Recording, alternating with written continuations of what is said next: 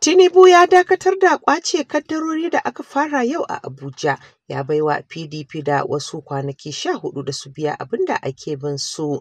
Shugaban ƙasa Bola Ahmed Tinubu ya shiga tsakani a ci gaba da rufe kaddarorin da ba su biya kuɗin hayar da ake bin su a babban birnin tarayya Abuja ba, inda ya ba su wa'adin kwanaki 14 da su sasanta. Mr. Chijioke Nwankwo-Eze, daraktan kula da filaye a babban birnin tarayya Abuja ne, ya sanar da hakan a yayin wani taron manema labarai a daren ranar Litinin a Abujan. Ya ce a ranar 26 ga watan Mayu na shekarar 2025 an fara aiwatar da doka kan kaddarori 4,794 da aka soke saboda rashin biyan kuɗin hayar ƙasa, wanda ya kai shekaru 10 zuwa 43. Kaddarorin da abin ya shafa dai sun haɗa da cibiyoyin gwamnati, ƙungiyoyi da kuma ɗaiɗaikun mutane. Wannan aikin ya nuna yadda hukumar babban birnin tarayya ta ƙudiri aniyar gudanar da ayyukanta ba tare da tsoro ko fargaba ba. Duk da haka, ta hanyar shiga tsakani, shugaban ƙasa Bola Ahmed Tinubu ya baiwa waɗanda abin ya shafa kwanaki 14 da su sasanta basussukan da ake bin su game da hukuncin da ya dace.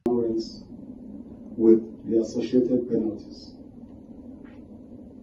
For properties in the central area, the sum of 5 million naira will be paid by the defaulters as penalty, in addition to the ground rent owed. Waɗanda ke yankunan Maitama a Sokoro, Usetu da Guzafe za su biya naira miliyan 3 a matsayin hukunci tare da basussukan hayar da ake bin su. Haka zalika, masu kaddarori a Wuse 1 da Garki 1 da na 2 za su biya taron naira miliyan 2 baya ga kuɗin hayar da ake bin su.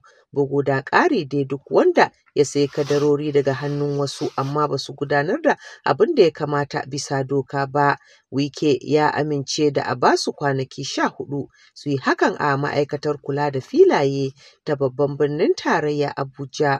Ya kuma bayar da wa'adin kwanaki 14 ga duk wani mai kaddarorin da ke babban birnin tarayyan da su biya hakkinsu na mallaka, wato R of O, da takardar shaidar zama C of O, ko kuma su yi kasadar ƙwace musu kaddarorinsu. Wike ya shawarci duk masu mallakar kaddarori a babban birnin ƙasar da su tabbatar da biyan duk wasu kuɗaɗe da suka dace a kan lokaci don baiwa gwamnati damar ci gaba da aiwatar da muhimman ayyukan raya ƙasa don amfanin jama'a. Fatima Abubakar daga Abuja.